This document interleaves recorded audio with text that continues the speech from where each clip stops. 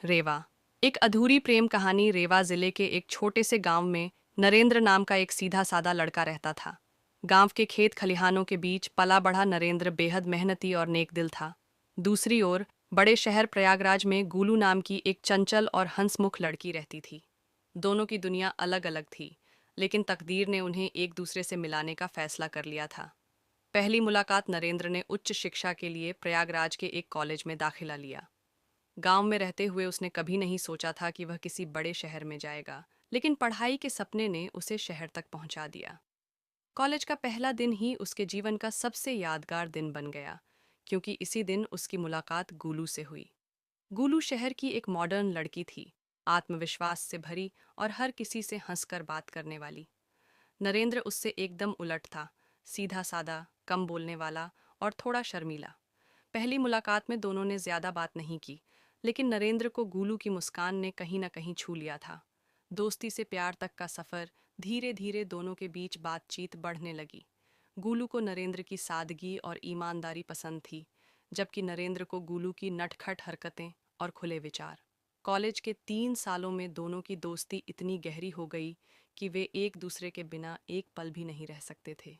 एक दिन कॉलेज की फेयरवेल पार्टी में गूलू ने हिम्मत करके नरेंद्र से अपने दिल की बात कह दी। नरेंद्र, क्या तुमने कभी महसूस किया है कि हम सिर्फ दोस्त नहीं हैं, शायद इससे ज्यादा कुछ हैं?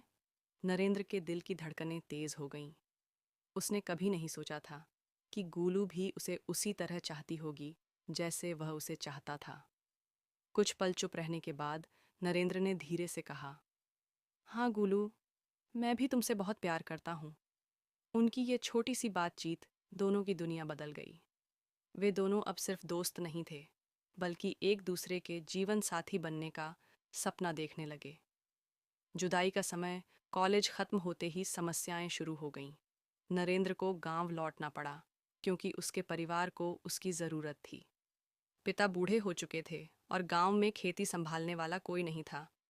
गूलू चाहती थी कि नरेंद्र शहर में ही रहे, लेकिन नरेंद्र अपनी जिम्मेदारियों को अनदेखा नहीं कर सकता था। गूलू ने बहुत कोशिश की कि नरेंद्र को रोक ले, लेकिन वह मजबूर था।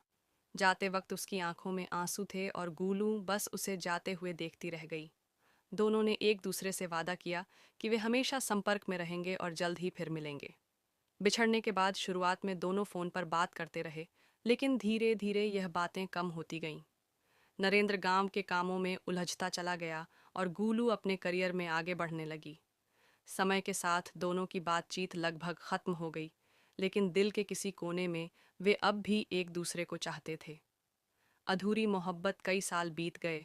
नरेंद्र अब भी अपने गांव में था और गूलू प्रयागराज में। दोनों ने कभी शादी नहीं की, शायद इसलिए क्योंकि उनका दिल अब भी एक दूसरे के लिए धड़कता था।